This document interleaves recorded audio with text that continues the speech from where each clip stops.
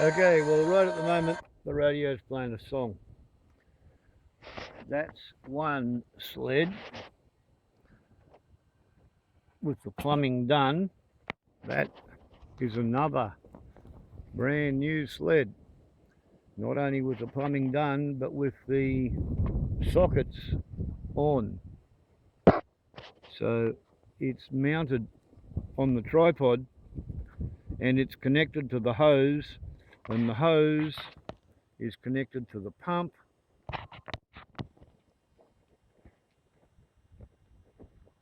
With a 25mm nylon Layflat Hp Chinesium hose going through an expensive Stortz fitting to an expensive safety hose, and it comes across over here to the pump.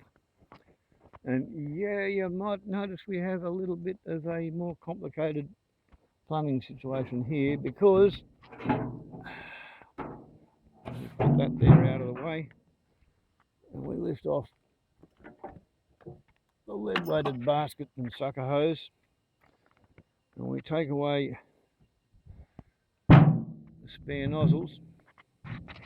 What we've got is a 25mm outlet which runs over here,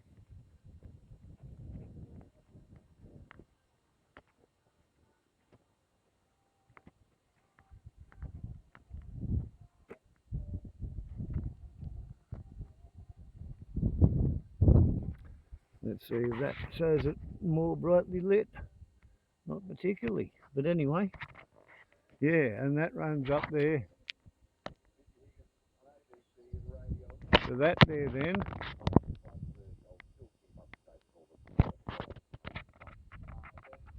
Right, while that is coming off the safety hose, and the safety hose has a ball valve. It's bloody lovely. I'm going to get some of them with Stortz fittings on either end, and I'm going to put them on the end of all of my fire hoses. So at the far end of my fire hose, I'm going to be able to shut the flow off, take the nozzle off and put the fire hose onto a sprinkler, or shut the sprinkler off and take the fire hose away from the sprinkler and still maintain pressure on the hose and not have to run back and forth to turn the bloody thing off at the pump, because I'm going to have one of them on the end of every fire hose, but I haven't got that there yet. So this 25mm, it comes out here and becomes a 25mm canvas Layflat, and it goes out over here. Whoop. Do slow down and take extra care as there is some smoke in the area. Elsewhere at Coffs Harbour, a truck has broken down south. Sorry about that, but we've got 6 fires running at emergency level. 4 of them are north of me. They're sort of Tenterfield, Tabulan, Nimbin. Then there's Nimboida, and then there's one that's just broken out down near Mudgee, Gulgong area. But yeah, there's lots of fires going on. There's 50-60 kilometres an hour wind. It's about 29 degrees Celsius temperature and 20% humidity. And I'm sort of in between having done a full pressure test on 3 sprinklers simultaneously, videoing as I'm about to put the feet onto the 3rd sprinkler, because I can't deploy them pre-positioned on the tripods ready to be connected to the hose until they've got the poly pipe feet cut and knotted and fitted onto them. So there you go. Now you know. If I was going to be completely bloody self-centered, I would probably not be making this video. What I would be doing would be up there at the workbench, frenziedly, furiously trying to get the feet on the next sprinkler, even though I haven't actually got a spare outlet and a hose and a nozzle to put it on yet. But anyway, it'd be nice to have it pre-positioned. Anyway, there's the touring wagon, which needs 2 new fuel filters. Parked in front of me front gate and my neighbour's bore tanks, with 22,000 plus 18,000 litres available for pumping. And out there on the horizon, there's a bloody lot of hot air and wind.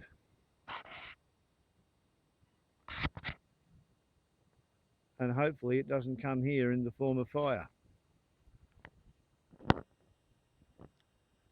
Because we've only just got to the end of October.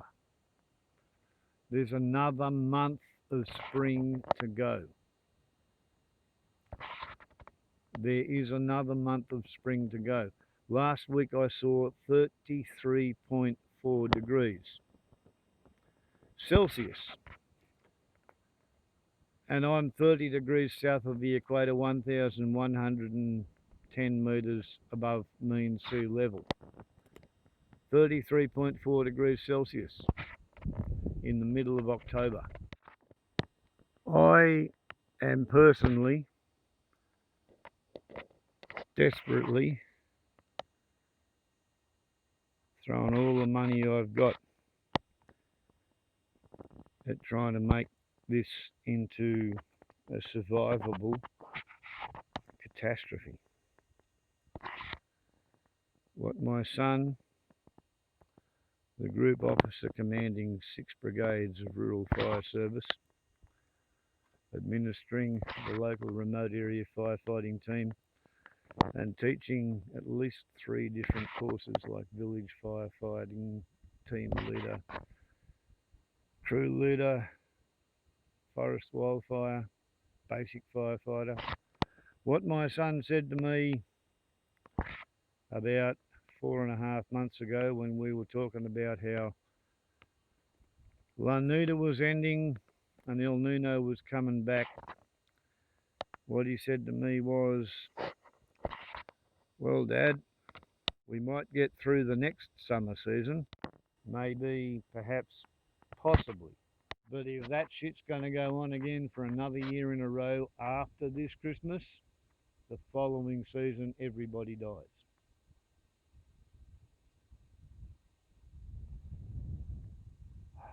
Last week, or yesterday, I talked to my son and he said he did 50 hours firefighting. On Thursday, he was in his workshop, hoop-de-doo, being an auto electrician. They got 50 lightning strikes and they called him in and said, can you pretty please run radio communications, it's all going to shit. He did 12 hours, still wearing his greasy green t-shirt. There's all these fucking out-of-town people showing up at fire control and they're being told, oh, go and talk to the boss, go and talk to the boss. And here's this fucking auto electrician and air conditioning mechanic. Didn't have time to put on a fucking fancy pretend good uniform. Yeah, he's as high as you can go as a volunteer in the RFS. And when it all turned to turds, yeah, my son did 50 hours on the weekend.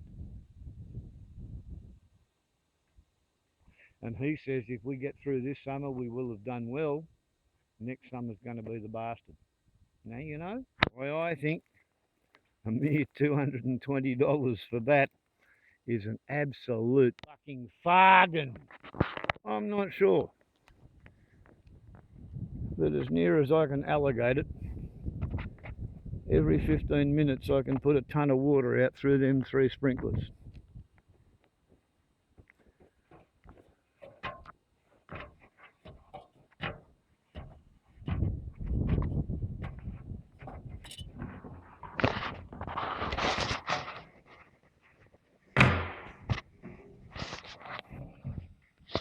Water level was about there, and now it's down there. So basically, considering that, get into there, that line there, top of the cylinder, that's 25,000 litres. I was up there, right, and I'm now about there. I'm pretty sure if you look at the shape of this, I got through about 1,000 litres in 15 minutes. Pulling water out of there, having the water be sucked into there, run around in circles there, and then blowing out through there with a pressure relief valve to make sure that we don't wind up with a blown pump casing.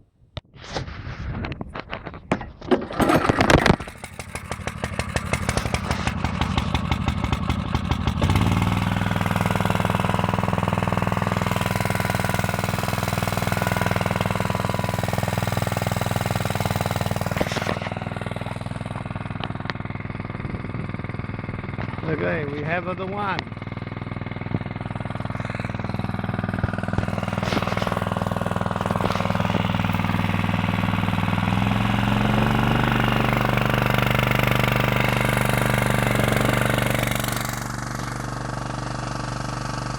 We have the two.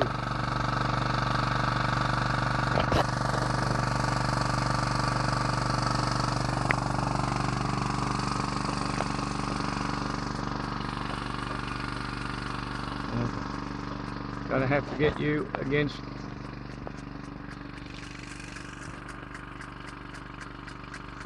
yeah. And we have another one out over there.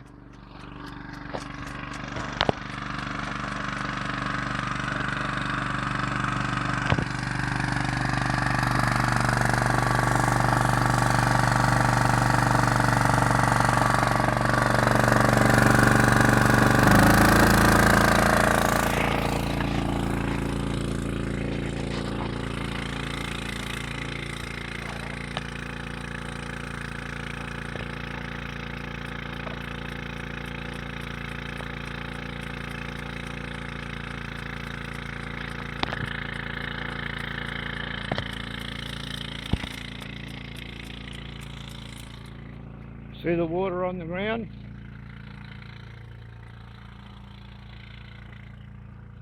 What we have is a wet dome off the top of there,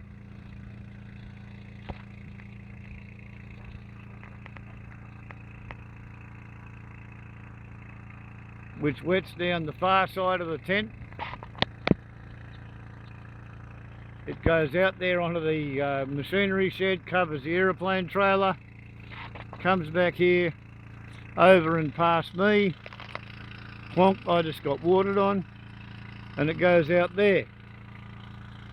Wets down that whole area to keep the zone on the biggest side of the shipping container where the radiant heat's going to be, gets that wetted down. Mind you, that's only a 20mm sprinkler. But I also hope you notice it rains right the way into the edge. That's the beauty of your agricultural sprinklers. If you put them up high enough, the water falls vertically down.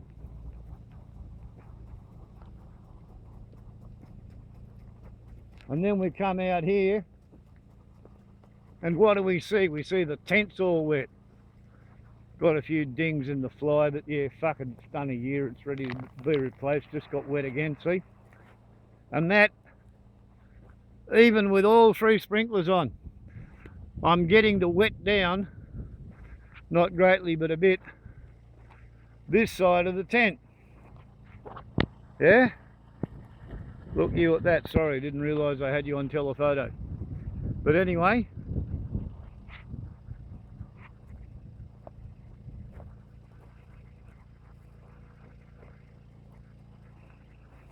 on the one hand, what this is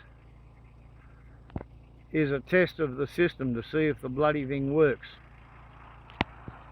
On the other hand, if some bastard lights a fire upwind of me, at least I've got this bit wet down a tiny weeny little bit. I'm sure that'll help. No, what I should be doing at the moment, instead of showing this to you fellas, what I should be doing is putting the feet on the other sprinkler. and going down and refilling the pumps.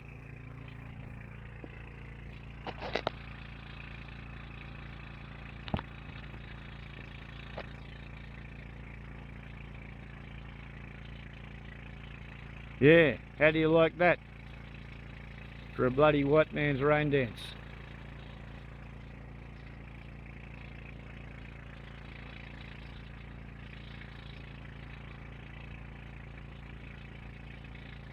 Ain't it a good one?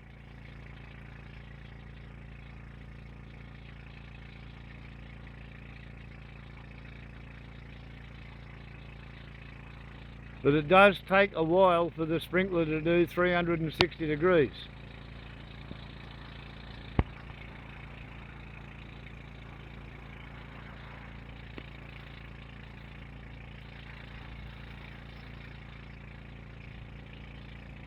Right, and it's only now getting to us because of the wind effect. And that is why you absolutely have to have an upwind sprinkler to compensate for the wind.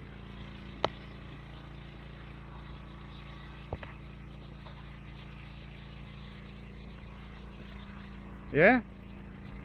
So just imagine if I have another sprinkler there,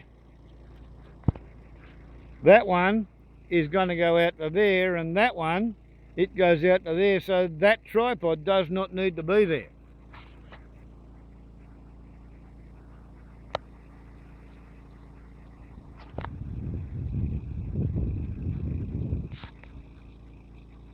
Right?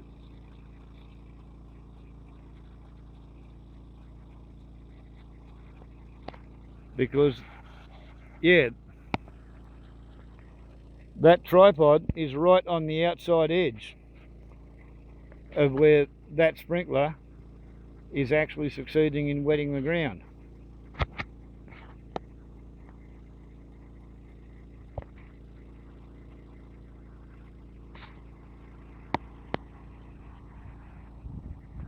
So yeah, I think I've got this thing more or less figured out. I just now need an absolutely reliable pump, so I'm going to throw another $1,200 at a Japanese motor on a pump put together in Melbourne, and that'll be the primary firefighting pump. The one that's doing all this, which has done 50 hours and I think it's reliable, that's going to be the backup pump.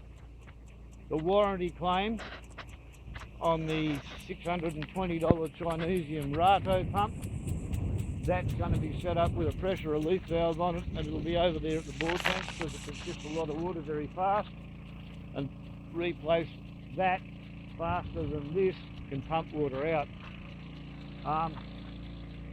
So yeah, rendezvous.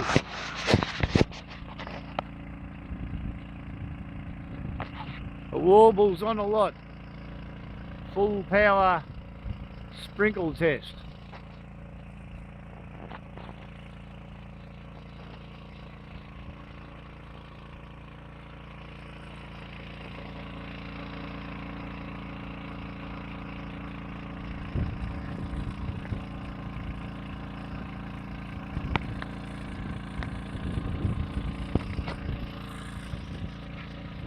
Yeah, I feel a little bit less insecure being in a position to put on an argument against bushfires like that one. Warbles on a lot to YouTube. Ciao. And the jacket still has not arrived.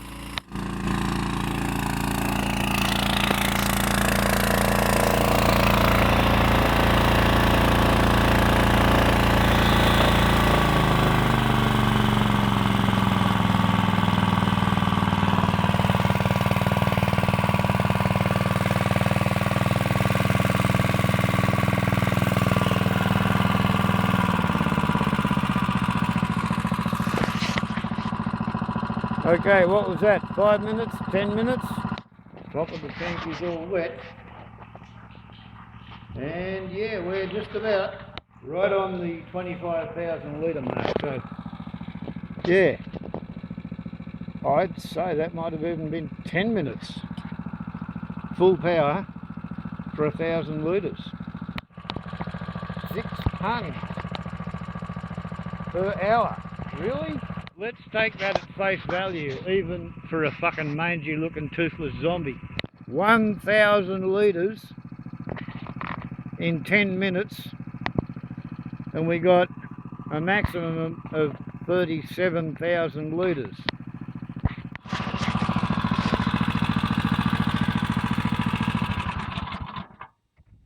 That means I can actually more or less count on being able to put out 6,000 litres an hour for 6 hours to argue with the burn over. And I can, when I've got that shit all put together, I will be able to have a Stortz fitting over there. I will have a Stortz fitting on a tower over there. I'll have the Stortz fitting there, and the Stortz fitting there, and the Stortz fitting there, and the Stortz fitting there, and the Stortz fitting there. There's going to be 7 standing Stortz fittings with ball valves on them, and 2 towers, and each tower is going to have a Stortz fitting and a ball valve. And there's going to be 3 outlying sprinklers, as well as the 225mm sprinklers on standing 5-metre towers. And yeah, with one pump, I can run 6,000 litres an hour.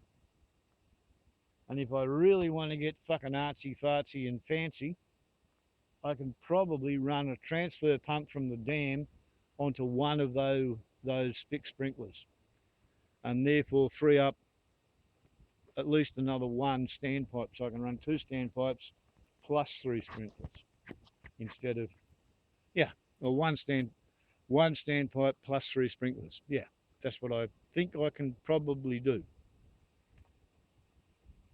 It would get more artsy, more artistic if I was to try and run both the towers off the bore pump, but that could be done too, and then you'd have 22,000 litres to go out through the 2 big towers and 25,000 to go out from the tank through the pump to the outlying net of sprinklers on tripods. Yeah, it's almost mind-buggering to try and think about it, but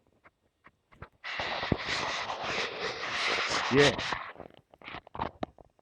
the very fact that I can get the roof of that shed wet, I can get this wetted down, I can get the roof of my hut wet, I can get all of this stuff out here wet, I can wet it down upwind of me, I can wet the tent down, and all that can happen while I'm running around doing other things.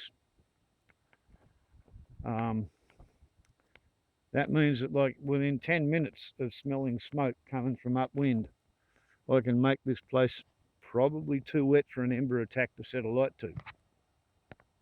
Yeah? That is, after all, the aim of the game. The intention of the exercise is to get the ground around your house too wet for an ember attack to set it alight, so therefore nothing on your house actually gets subjected to fire.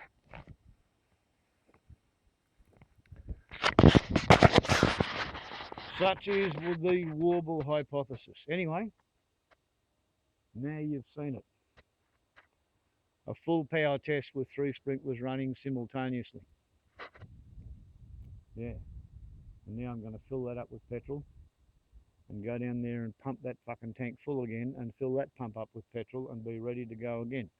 Because even though there's no smoke on my western horizon upwind of me, that can happen at any time. All it takes is somebody being stupid a couple of miles upwind of me, and I can be in do or die situation half an hour later. This is what I can get done in 10 minutes. And it's all fucking set up, ready to go, and you saw it. One pull on the cord, and it happens. Turn it all, it happens. If I've got a little bit of warning, and I can lay up the hoses and get it all connected, then yeah.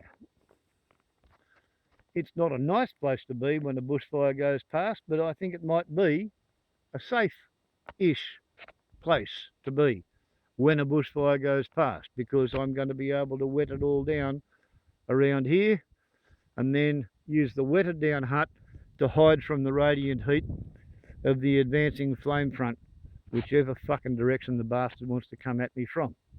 How's your fire plan? Planning to make a plan is not making a plan. Perhaps you've heard of the scientific process of method of problem solving. If you file the serial numbers off and simplify it and put it into, simple words for ordinary people to understand, they call it the nursing process. Assess, plan, implement, evaluate. What you see here is the nursing process: assess, plan, implement, evaluate, applied to the problem which needs to be solved, which is, how do you live in a bushfire fuel bomb in a dying forest during global warming without becoming fucking homeless? And this is the situation. And this is my best effort at solving the conundrum. My best effort is throw $25,000 at the fire hose collection and hope to convince the fire that's going to come out of this shit to stop around about here and fuck off and go around me and leave me alone. Because, yeah, I voted against global warming. I lost at the election. I didn't try to get as rich as I could possibly be. And when I realised that driving around, burning 1,000 litres a year, trying to flog greeny poetry printed on recycled paper, telling people to clean up their fucking act, was not working. Instead of getting more equipment and a better connection and chasing better production values, I realise that the planet's going to be a better place if I don't burn that 1,000 litres a year running around proselytising and evangelising and trying to be a loudmouth greenie, convincing everybody else to wake up to themselves. If I just come and fucking clean up my act and do what I can to stop burning fossil fuel, that's why I'm spending $30,000 on a fucking motorbike and solar panels and a shed to keep it in and electric chainsaws and whippersnippers and brush cutters and new fucking backup generator. Yeah, all that is so I can stop burning the last 650 litres of petrol per year that I currently burn, running my chainsaw, brush cutter, leaf blower, and the car that takes me to town to get the groceries. That car also pulls me trailer to the dump, so I'm not going to stop registering it. I'm not going to stop using it, but I'm probably going to go from 650 litres a year down to something under 100, maybe 50. 50 litres, 250 kilograms of carbon dioxide. That's a big fucking improvement. Yeah, if I can get down to 50 or 100 litres of petrol per year, then I won't be as big a scumbag as I used to be in 1997 when I was burning 2,000 litres a year as a greenie living in the forest on an endangered species sanctuary, telling everybody else to fucking wake up to themselves because global warming's a bad idea. None of them listen. We've got global warming, and I get to live in an absolute bushfire fuel bomb. When I bought this place, well, I didn't buy the place, I bought the title deed that said I'm responsible for everything alive inside the boundary fence. When I bought the title deed, it was a sclerophyll forest. Look at that. See the bloody difference in the colour? See where the wet dome goes? It was a sclerophyll forest. And then global warming happened and droughts occurred and all sorts of changes went on. And it became a dry sclerophyll forest. And it still wasn't too scary. But then global warming sort of kicked into a higher sort of a gear. And so this is the effect of the wind. Normally, the line of the wet dome in still air comes along here, right? Very little made it here.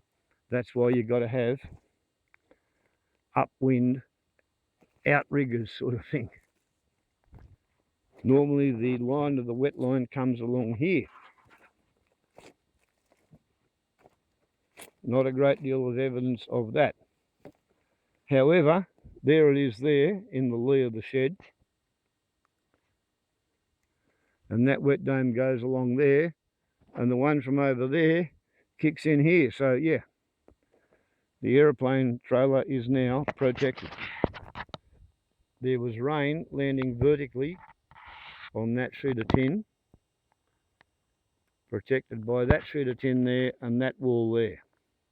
Yeah, it falls down vertically. This is why I'm such a big fan of putting sprinklers high up.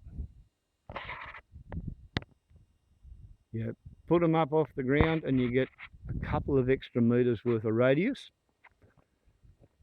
and the water then falls vertically down, so it falls up against the edge of everything you want to protect.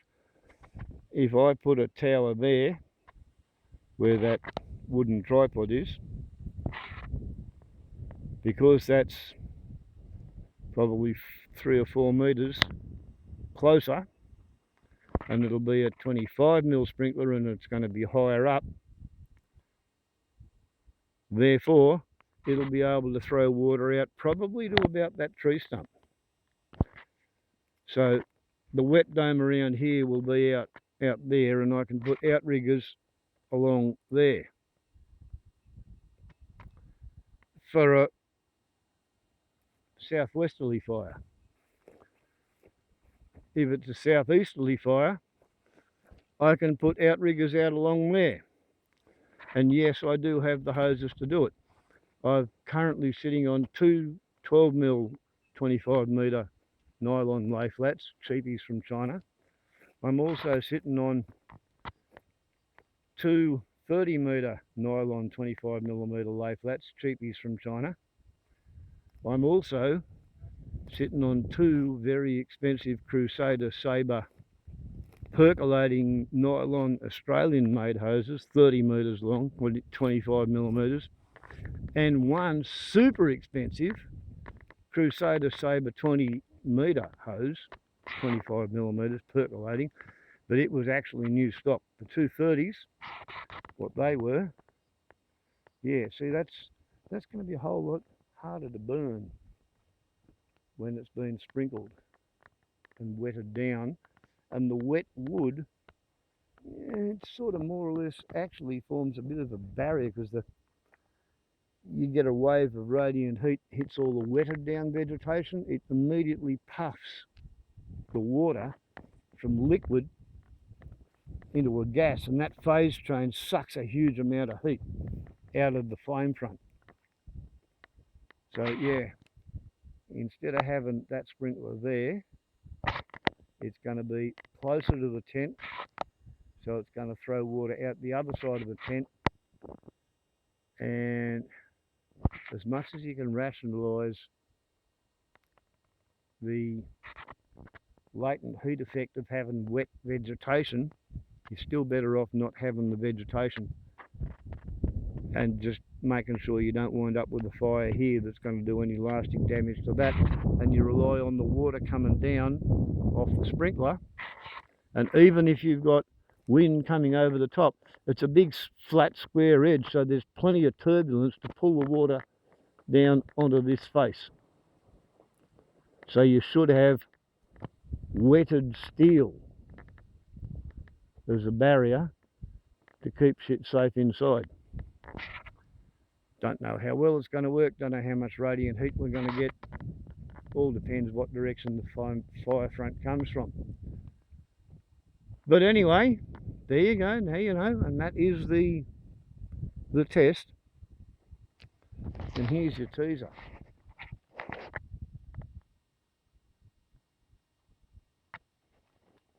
Because when an Exceed 2 kVA will only produce 180 volts when faced with a 750 watt charger for an electric motoring cycle, then it's time to discover what $1,139 can do to fix the problem. But that's another video for another day. Hey, Warbles on a lot to YouTube. Ciao.